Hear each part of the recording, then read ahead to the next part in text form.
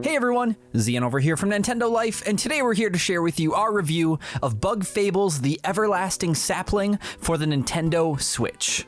Now, this review was originally written by Stuart Gipp for NintendoLife.com, but was reworked into this video by me.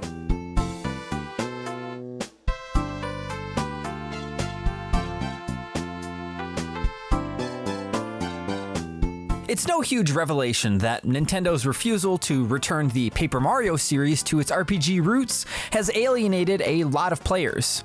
The exploration and puzzle solving of the latest entries, Sticker Star and Color Splash, is an acquired taste in comparison, and many gamers lament the fact that the Big N chose this direction for the franchise. So consequentially, as with many lapsed series, it falls to the indies to fill the gap, and Moonsprout Games have done just that.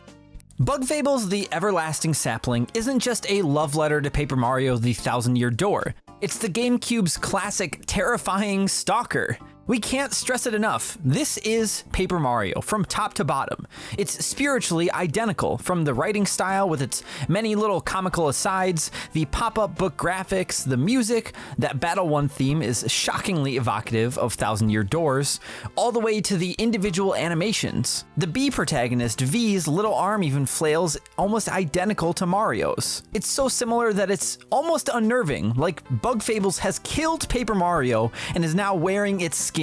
But you know, we mean that in a good way. It goes without saying that the turn-based battle system is lifted wholesale too. Attacks are enhanced by timed button presses and D-pad or analog stick motions. Power special attacks cost teamwork points to use. Enemy blows are blocked by hitting the A button at the right time. If you've played Paper Mario, you get it. There is a grand little feature called Turn Relay, which allows one of the insects on your team to give their turn to another at the cost of a little bit of strength. It allows you to utilize more powerful or easy to perform attacks if you wish, as well as adding more depth and strategy to the combat. Which is honestly pretty necessary because Bug Fables bites a little harder than its inspiration, with both the exploration and battles being more challenging from the get-go. You also receive a hard mode badge, medal, early in the game, which can be equipped at no cost and increases enemy damage and resilience. Taking down particular bosses while having this medal equipped will earn you extra bonus items as well. Still, even without it, you'll need to play cleverly and carefully, managing your resources and defeating enemies, which will net you experience points that, true to form, level your team up and allow you to increase a stat of your choice. These milestones take time to reach, so you'll need to rely on your skills and to make sure to equip a good selection of gameplay-changing medals. Combing the well-designed environments to solve puzzles and find the way forward is an absolute treat, with enemies patrolling each map. You can knock enemies off balance with your basic attack, giving a turn advantage in battle if you're able to do so. However, as you'd expect, they can also flip the script on you if you're not too careful. Your Bug's abilities also allow you to interact with your surroundings in useful ways. In the early game, you're able to freeze water droplets, then move the frozen blocks around and use them to climb up and further navigate the hostile terrain. And in fact, it's in the navigation that Bug Fables stumbles just a little. Movement feels fine and smooth, but there's a fair amount of platforming in each area, and this can feel a touch awkward at times. Jumps that really should be easy to clear become trickier when you're navigating 3D spaces with flat 2D characters. It's far from game destroying, but it may make you scream a little when you fall off a tiny rock, yet again, because it's tricky to judge your position relative to it. It could also be a little less awkward to switch out your group's leader when on the field, but that's really stretching for nitpicks. The final intelligent systems import here is the game's writing and tone. It's not a laugh riot, but the characterization is lighthearted and it's more concerned with being charming and fun than bogging the player down in angst or backstory. Though there is lore to be found if you desire to look for it, as your team is able to chat privately about any NPC in the game with the simple press of the minus button. Generally, it's cheerful Saturday morning cartoon stuff that whizzes along at cracking speed with distinctive, memorable characters and entertaining set pieces though.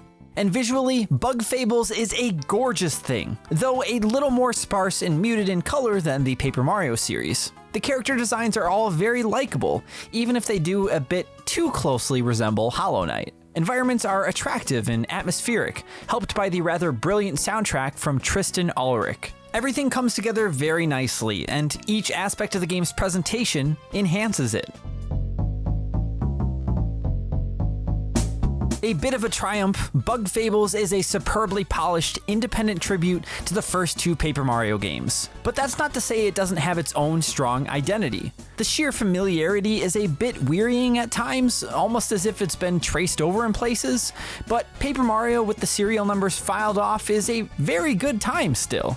There's plenty to see and do, a rather compulsive card game to play, and hidden secrets all over the place. Add all this to the silky smooth performance, a splendid soundtrack, and turn-based combat that's never less than engaging, and you've got a surefire winner here. Maybe now people will finally quit bugging Nintendo for a throwback Paper Mario. And yes, that pun was intended. We here at Nintendo Life give Bug Fables the Everlasting Sapling on the Nintendo Switch an 8 out of 10. So since we still have a few minutes left, I just wanted to take a bit of time to talk about my experiences with Bug Fables. And when I say my experiences, I mean Xeon's, not Stuart's, as I'm no longer speaking his words. Somehow throughout my entire life, being a huge Nintendo fan, I have never played Paper Mario or Paper Mario the Thousand Year Door. I don't know how. Super Paper Mario was my first, and I really liked it. I never beat it, but I played quite a bit of it, and I loved the humor, and I've always wanted to play the RPG ones, but I just never got around to them.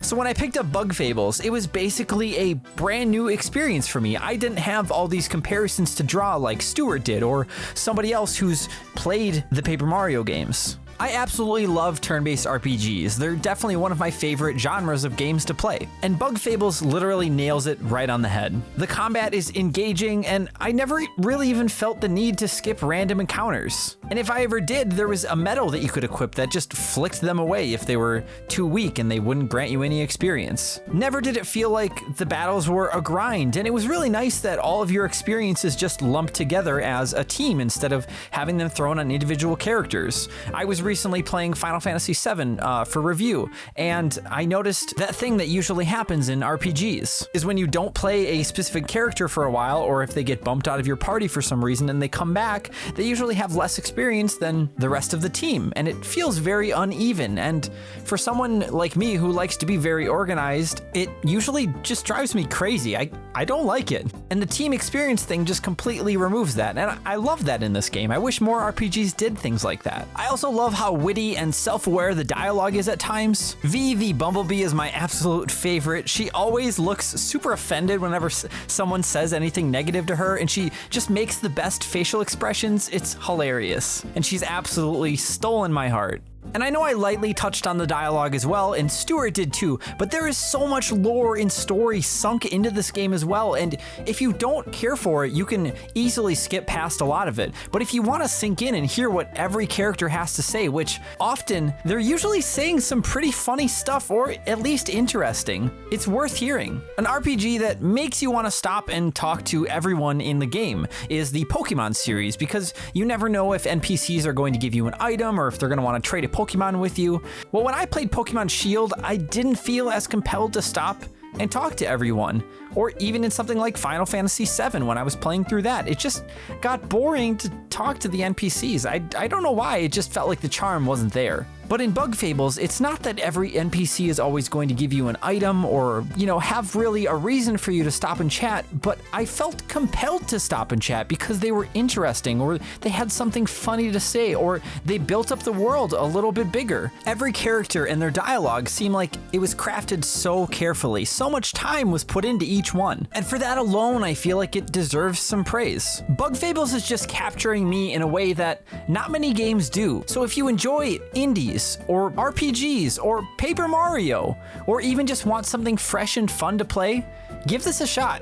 Even though it's a big Paper Mario clone, I firmly believe it can stand on its own 2 feet, or 4 feet, it's a bug game. I don't know how many feet it has. Just play Bug Fables, or get someone else to play it, or just go out and bug your friends until they do, because that's what I did.